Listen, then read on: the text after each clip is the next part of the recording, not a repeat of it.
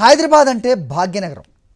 కడుపేదల నుంచి కోటీశ్వరుల వరకు హైదరాబాద్ నగరం అందరినీ అక్కును చేర్చుకుంటుంది. నిజాం నవాబుల కాలం నుంచి హైదరాబాద్ నగర అభివృద్ధి మొదలైంది. మున్సిపాలిటీ నుంచి గ్రేటర్ హైదరాబాద్ మున్సిపాలిటీగా మారి ఇప్పుడు ఔటర్ రింగ్ రోడ్డు వరకు విస్తరణకు సిద్ధం అవుతోంది. దీంతో హైదరాబాద్ నగర విస్తరణపై సరికొత్త చర్చ మొదలైంది. హైదరాబాద్ నగర అభివృద్ధిలో భాగంగా జీహెచ్ఎంసీకి ఆనుకుని ఉన్న మున్సిపాలిటీలను కలపాలన్న చర్చ కొన్నాళ్లుగా జరుగుతోంది. హైదరాబాద్ నగరాన్ని విస్తరించడం ద్వారా అభివృద్ధి మరింత వేగవంతం అవుతుందని రాష్ట్ర ప్రభుత్వం భావిస్తోంది. ఇందులో భాగంగా 27 మున్సిపాలిటీలను విలీనం చేయడంతో పాటు అందుకు అవసరమైన జీహెచ్ఎంసీ చట్టం, తెలంగాణ మున్సిపల్ చట్టాలకు సవరణలు చేసేందుకు కేబినెట్ నిర్ణయం తీసుకుంది. అంతా అనుకున్నట్టు విలీన ప్రక్రియ జరిగితే దేశంలోనే అతిపెద్ద నగరంగా హైదరాబాద్ విస్తరిస్తుంది.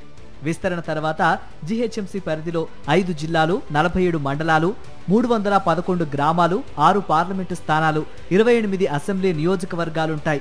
అయితే ఈ చర్య చేయడం వల్ల కామన్ మ్యాన్కు లాభాలేంటి లేదా నష్టాలేంటి అని ఆలోచించినప్పుడు లాభాలు మెరుగైన పౌర సేవలు అందుతుంటాయి, రోడ్స్ బాగా కనెక్టివిటీ పెరుగుతుంది, డ్రింకింగ్ వాటర్ ఫెసిలిటీస్ ఇవన్నీ జరగవచ్చు. ఇకపోతే నష్టం అంటే ఈ మున్సిపల్ ట్యాక్సెస్ ఇప్పుడు గ్రామ పంచాయతీలో కానీ మున్సిపాలిటీస్లో ఉన్న ట్యాక్స్ కంటే ఇక్కడ ఎక్కువ అని ఒకటి అపవాదం ఉంది. రెండోది ఏంటంటే ఈ అడ్వర్టైజ్మెంట్ ట్యాక్సెస్ ఇవన్నీ కూడా పడతాయని అప్పుడు కూడా ఉన్నాయి. ఇప్పుడున్న మున్సిపాలిటీస్కు జిహెచ్ఎంసీకు పెద్దగా డిఫరెన్స్ లేదు. కాకపోతే అక్కడ పెద్దగా ఇన్సిస్ట్ చేయరు. జిహెచ్ఎంసీ అయినప్పుడు అది ఇన్సిస్ట్ చేయవచ్చు అని అంటున్నాను. 1869లోనే హైదరాబాద్ కోసం మున్సిపల్ పాలనా విధానంను తీసుకొచ్చారు నిజాం నవాబులు. హైదరాబాద్ మున్సిపల్ కార్పొరేషన్ ఏర్పాటు చేసింది కూడా నవాబులే. 1934లో మొదటిసారి మున్సిపల్ కార్పొరేషన్ కు ఎన్నికలు కూడా జరిగాయి. కాలక్రమంలో హైదరాబాద్, సికింద్రాబాద్ కార్పొరేషన్లు ఏర్పాటయ్యాయి. ఆ తర్వాత 1955లో ఈ 2 కార్పొరేషన్లను విలీనం చేస్తూ హైదరాబాద్ కార్పొరేషన్ ఏర్పాటు చేశారు. 1956లో ఆంధ్రప్రదేశ్ రాష్ట్ర రాజధానిగా హైదరాబాద్ అవతరించింది. ఇక అక్కడి నుంచి హైదరాబాద్ దశ దిశ పూర్తిగా మారిపోయింది. మొత్తానికి ఇప్పుడు ఈ కలపడం వల్ల కొత్త చట్టం కావాల్సిన అవసరం ఉంది. జిహెచ్ఎంసీ యొక్క చట్టం ఏదైతుందో హైదరాబాద్ మున్సిపల్ కార్పొరేషన్ది 1954లో తయారు చేసినారు. ఇప్పుడు అది పనికిరాదు, కొత్త చట్టం రావాలా. ప్రజలకు ఏ ఉద్దేశంతోనైతే మీరు చేస్తున్నారో మంచి యొక్క పౌర సేవలు ఇస్తామని అవి అందించినప్పుడే దీనికి స్వార్థకత ఉంటుంది. లేకుంటే ఇప్పుడు ప్రజలు భయపడ్డట్టుగా ప్రతి చిన్న పర్మిషన్కి, ఇంటి పర్మిషన్కు జిహెచ్ఎంసీకి వెళ్ళాలా, అక్కడ విపరీతమైన లంచాలు, దీంతో ప్రజలు ఇబ్బంది పడతా ఉన్నారు. 100 ఏళ్ల క్రితం అంటే 1921లో 4 లక్షల మంది జనాభాతో 132 చదరపు కిలోమీటర్ల విస్తీర్ణంలో హైదరాబాద్ ఉండేది. అప్పటికే దేశంలో 4వ అతిపెద్ద నగరం మన హైదరాబాద్.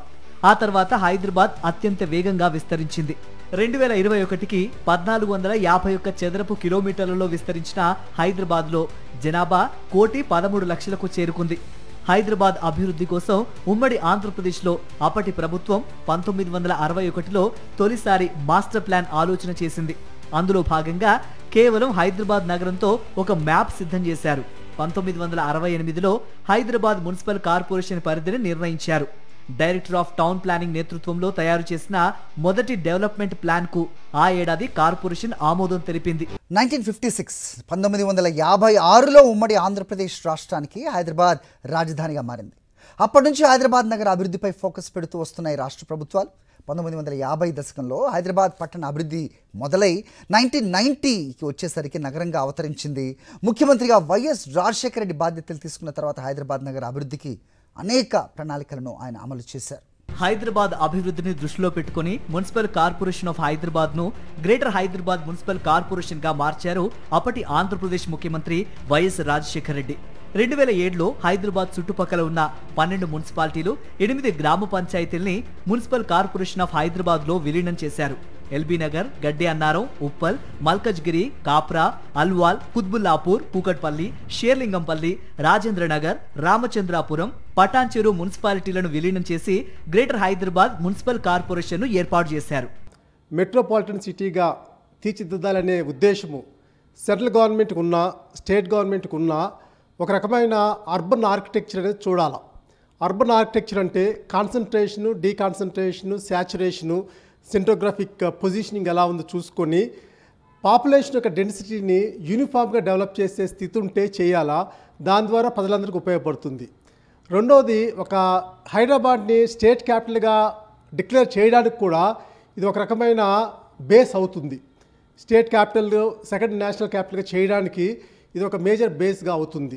1975లో హైదరాబాద్లో చదరపు గజం 300 రూపాయలుంటే నగర శివార్లలో చదరపు గజం 2 రూపాయలు మాత్రమే. ఎప్పుడైతే హైదరాబాద్ అర్బన్ డెవలప్మెంట్ అథారిటీ ఏర్పాటైందో, అంతకంటే ముందు కేంద్రం ఆర్థిక సాయం అందించడానికి ముందుకొచ్చిందో అప్పటి నుంచి క్రమంగా ధరలు పెరుగుతూ వచ్చాయి. నగరం కూడా అభివృద్ధి చెందింది. దీంతో సిటీపై భారం పడకుండా చుట్టుపక్కల ప్రాంతాల అభివృద్ధికి ఆలోచన చేశాయి. 1980 వరకు హైదరాబాద్ ప్లానింగ్ దశలో ఉండగా 1985 నుంచి విస్తరణ వైపు అడుగులు వేసింది. 2007లో జీహెచ్ఎంసీ ఏర్పాటైన తర్వాత హుడాను హెచ్ఎండిఏగా మార్చారు. హైదరాబాద్ను మెట్రో నగరం స్థాయిలో తీర్చిదిద్దేందుకు నాటి ముఖ్యమంత్రి YS Rajasekhara Reddy Hyderabad metropolitan development అథారిటీని ఏర్పాటు చేశారు. ఈ క్రమంలో హైదరాబాద్కు ఆనుకొని ఉన్న 5 జిల్లాల్లోని 54 మండలాలు హెచ్ఎండిఏ పరిధిలోకి వచ్చాయి. కార్పొరేటర్స్ కొంతసేపు ఆ మీటింగ్ అప్పుడైనా కానీ కనీసం రాజకీయాలు పక్కన పెట్టి ప్రజా అవసరాల మీద చర్చించి దానికి తగ్గట్టుగా పనులు చేసుకున్నట్టయితే బాగుంటుంది. లేనట్టయితే ఇది పెంపుదల అన్నది పెద్దగా ఎవరికి ఉపయోగపడకపోవచ్చు అని మేము అనుకుంటున్నాం. డివైడ్ చేసినప్పుడు మనకు పాలసీ ఉన్నాయి, ఇప్పుడు 3 కమిషనరేట్స్ ఉన్నాయి. అదే మాదిరిగా కొన్ని డెవలప్ అయినాయి, కొన్ని కొత్తగా కలిపినాయి చేస్తుండొచ్చు. బహుశా దాన్ని పబ్లిక్ ఒపీనియన్ కూడా తీసుకుంటారు, స్థానికంగా ఉన్న వాళ్ళది తీసుకొని చేస్తారు. అది మొదలు ఇన్ ప్రిన్సిపల్ ఏంటంటే మీరు పరిధి పెంచడమేనా లేక దానికి తగ్గట్టుగా డబ్బులు ఇస్తారా అనేది క్వశ్చన్. ఒకవైపు జీహెచ్ఎంసీతో పాటు మరోవైపు హెచ్ఎండిఏ ఏర్పాటుతో నగరం విస్తరణ శరవేగంగా జరిగింది. జీహెచ్ఎంసీ హెచ్ఎండిఏ ఏర్పాటుతో పాటు ఓఆర్ఆర్ నిర్మించడం హైదరాబాద్ విస్తరణలో మైలురాళ్లుగా చెబుతారు విశ్లేషకులు. హైదరాబాద్ నగర అభివృద్ధిని పరుగులు పెట్టించింది outer ring road. Hyderabad core city ఓవైపు ఉంటే ఓఆర్ఆర్ వరకు నగరం విస్తరించడం మొదలైంది. ఓఆర్ఆర్ చుట్టుపక్కల ప్రాంతాలు కూడా అభివృద్ధి బాట పట్టాయి.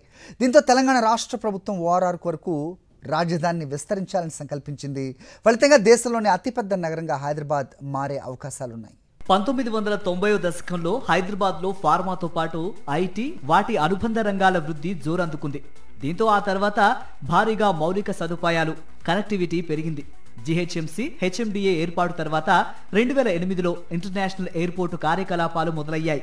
ఇటు ఔటర్ రింగ్ రోడ్డు ప్రతిపాదనతో హైదరాబాద్ వెస్ట్ ప్రాంతం ఐటీ కారిడార్ను ఎయిర్పోర్ట్తో కనెక్ట్ చేశారు. దీంతో హైదరాబాద్ స్వరూపమే మారిపోయింది.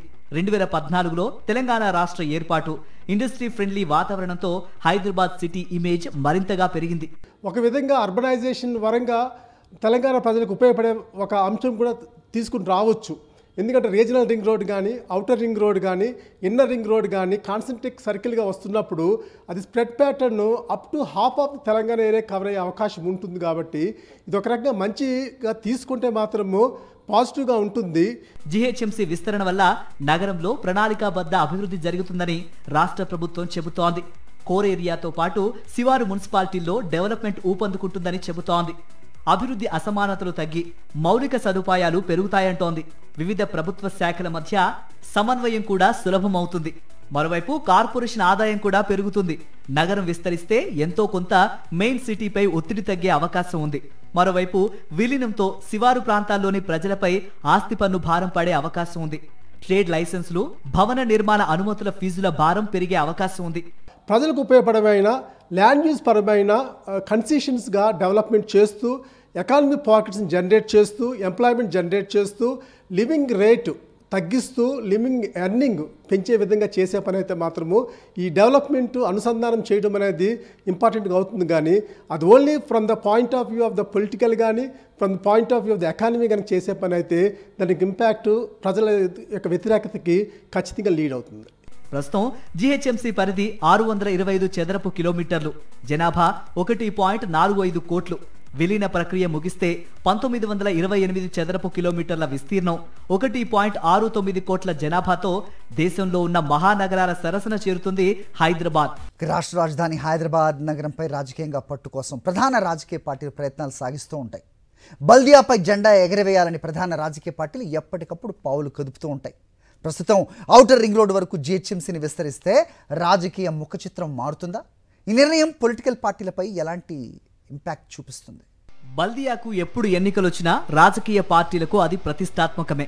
జీహెచ్ఎంసీలో మున్సిపాలిటీల విలీనం వ్యవహారంపై ఫైర్ అయ్యారు బీఆర్ఎస్ వర్కింగ్ ప్రెసిడెంట్ కేటీఆర్. ఈ అంశాన్ని ప్రభుత్వం ఎవరితో చర్చించిందో తెలియదని, మున్సిపాలిటీల్లో కనీసం తీర్మానం తీసుకురాలేదన్నారు. రియల్ ఎస్టేట్ వ్యాపారుల ప్రయోజనం కోసం మాత్రమే ఈ ప్రభుత్వం పనిచేస్తున్నట్టుందని విమర్శించారు కేటీఆర్. అంటే మేమేమో అధికారాన్ని వికేంద్రీకరించే ప్రయత్నం చేశాం, ప్రజల దగ్గరికి ప్రభుత్వాన్ని తీసుకొని పోయే ప్రయత్నం చేశాం. మరి వాళ్ళ ప్రభుత్వం ఎవరితో చర్చించిందో తెలియదు. ఎందుకంటే అక్కడ మున్సిపాలిటీలు ఎక్కడ ఈరోజు తీర్మానాలు జరగలేదు. ఏ ఒక్క మున్సిపాలిటీ నుంచి కూడా కనీసం తీర్మానం కూడా తీసుకోలేదు. పోనీ మున్సిపాలిటీలు కొలువు తీరి లేవు కాబట్టి పోనీ ప్రజలతో అభిప్రాయం సేకరించినరా ప్రత్యక్షంగా అంటే ప్రజల అభిప్రాయం తీసుకోలేదు. పోనీ అఖిల పక్షం పెట్టి ఆల్ పార్టీ అభిప్రాయం తీసుకున్నారా? అది చేయలేదు. పోనీ శాసనసభ పెట్టి శాసనసభ్యుల అభిప్రాయం తీసుకున్నారా? అది చేయలేదు.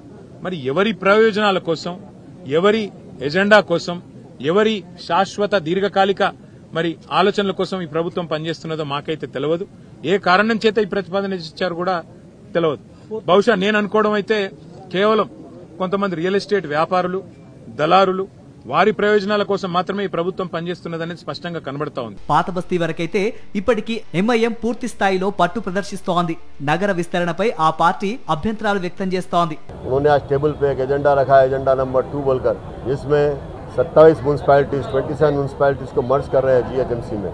उसके ऊपर डिस्कशन के लिए हमने कहा कि इस पे डिस्कशन होना चाहिए. ये पॉलिसी मैटर है, बहुत अहम मैटर है. इसके लिए एक अलग मीटिंग बुलाइए, आप थोड़ा टाइम दिए, 15 दिन का टाइम दीजिए, आप मीटिंग बुलाइए, इस पर हम डिस्कस करेंगे. क्योंकि इस चीज़ को मजलिस इत्तेहादुल मुस्लिमीन ने असेंबली में जब आया था, हमने उसको अपोज किया. जब उससे विड्रॉ कर लिया गया एजेंडे से, मर्जिंग ऑफ म्यूनसिपैलिटीज को एजेंडे से विड्रॉ कर लिए थे लोग. ఓఆర్ఆర్ వరకు ఒక రకమైన పట్టణ ప్రణాళిక తీసుకురావటం వల్ల నగరం అభివృద్ధితో పాటు విస్తరణ వేగవంతంగా జరుగుతుందని ప్రభుత్వం చెబుతోంది. ప్రస్తుత పాలకవర్గం గడువు వచ్చే ఏడాది ఫిబ్రవరితో ముగుస్తుంది. ఆ తర్వాత విలీన ప్రక్రియ పూర్తి చేసి విధానపరమైన నిర్ణయం తీసుకునే అవకాశం ఉంది. Hyderabad Telangana core urban area పరిధిలో ఉన్న మున్సిపాలిటీలు, కార్పొరేషన్లన్నీ కూడా జిహెచ్ఎంసీలో విలీనం చేయాలని కేబినెట్ నిర్ణయం తీసుకుంది. ఔటర్ రింగ్ రోడ్ లోపల బయట ఓఆర్ఆర్ ను ఆనుకొని ఉన్న 27 అర్బన్ లోకల్ బాడీస్, మున్సిపాలిటీ గాని కార్పొరేషన్లను జిహెచ్ఎంసీలో విలీనం చేయడానికి కేబినెట్ ఆమోదం తెలిపింది. అందుకు అవసరమైన జిహెచ్ఎంసీ యాక్ట్, తెలంగాణ మున్సిపల్ యాక్ట్లను సవరణ చేయడానికి మంత్రివర్గం ఆమోదం తెలపడం జరిగింది. విస్తరణతో జీహెచ్ఎంసీ అలానే ఉంటుందా లేక 3-4 భాగాలు చేస్తారో తెలియాలంటే ఇంకొంతకాలం వేచి చూడాలి. ఈ విభజనపైనే పార్టీల భవితవ్యం ఆధారపడి ఉంటుందని విశ్లేషకులు అంటున్నారు. ఇప్పటి వరకు జరుగుతున్న ప్రచారం ప్రకారం 3 కార్పొరేషన్లుగా జీహెచ్ఎంసీని విభజిస్తారని తెలుస్తోంది.